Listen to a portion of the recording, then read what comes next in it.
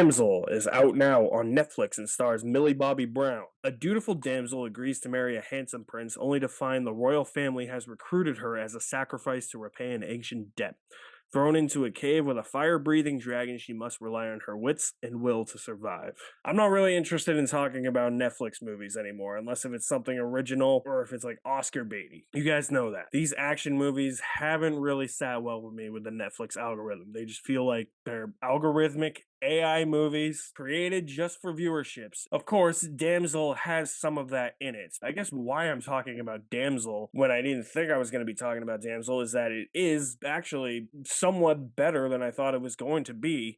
After seeing some reviews and seeing some mutuals talk about it and saying that it wasn't very good, I was trying to stay away, but at the same time, I was curious. We haven't really seen Netflix produce a fantasy action movie all that much. Of course, they have like their Witcher series, but when it comes to actual fantasy movies, not a lot of them. For the second half of this movie, I was pretty entertained.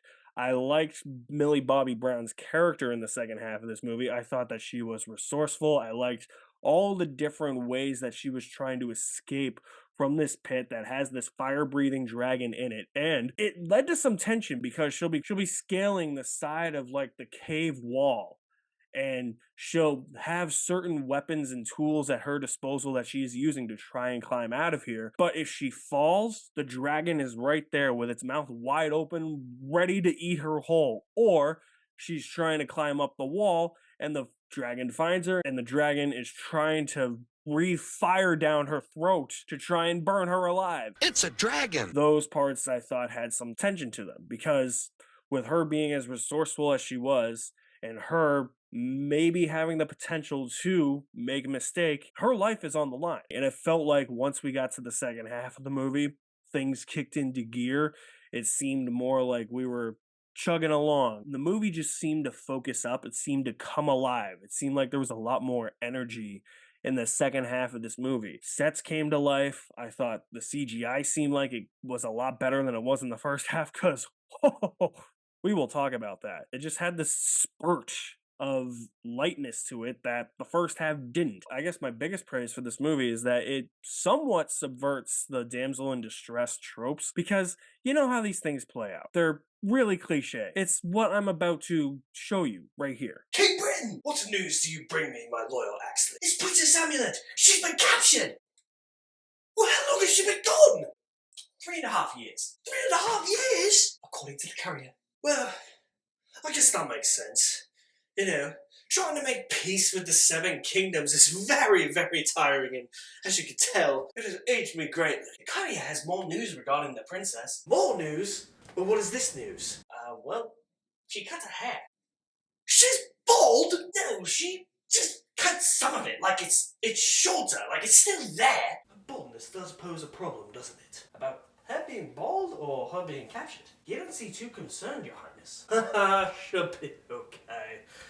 Maybe I should go get her. Aha! My royal prince back in action! Axley, round up all the noblemen and all the knights of the round table and steed the horses! I'm sending you to Rohan. You gotta tell them Gondor calls for aid. Will Rohan answer?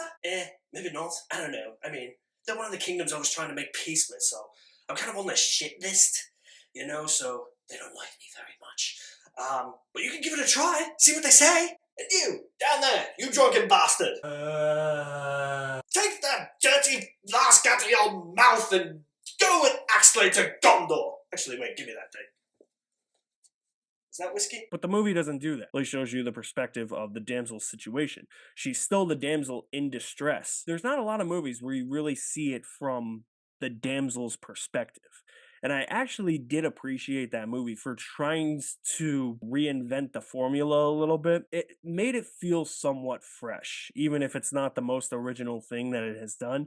But we got to talk about some of these visuals because in the first half of, at least in the first half of the movie, when they are on a set in front of a green screen, you can tell there's a scene where Millie Bobby Brown and Nick Robinson are supposed to be standing on the cliff of a gorge overlooking a valley of greenery. You could tell they're just on a giant platform looking into a void of green screens. It looks so fake. If that was filmed on location in like Scotland or New Zealand or whatever, and they're actually standing on the cliff of a gorge overlooking a valley of greenery, it would have made it so much more beautiful. But a lot of the visuals in the first half were just ugly looking. It felt like every type of fantasy movie that you could think of. Insert random title here, insert random clip here. You could say that this is The Princess Bride or Krull or something. The costume design is pretty good for a fantasy action movie, but as I said, it feels very samey. There's like overhead shots of the horsemen riding towards the castle and like the camera's zooming out and it's like that looks fake as hell. I'm sorry. So I think Damsel gets a little bit more credit for me than I probably thought I was gonna give it. And I enjoyed it for half of the movie. I just can't really something else too throughout the whole I just can't really overlook a lot of the fallacies that this first half of the movie has. Something else before I go into my rating, because I was ready to go into my rating and then it just popped into my head. This is also a movie too where you could tell the actors are acting. They're not really disappearing into their characters. You can tell that Millie Bobby Brown, Robin Wright, Angela Bassett, Nick Robinson, they know exactly that there's a camera on them. They're trying their damnedest and hardest to act, but it's so obvious to the viewer that they're acting. Their accents kind of feel fake and their delivery feels fake. It was weird, man. It was jarring, but regardless, considerably better for what Netflix has been coming out with recently with action movies. Maybe they should stick to fantasy? I don't know. I'm split right down the middle on this one. Damsel was fun with half a bucket of popcorn. If you guys have seen Damsel, let me know what you think of it in the comments section below. I'll leave my link to my website in the description below as well. You guys are the best. Thank you for watching. My name is Alex Madden. We'll see you at the movies somewhere.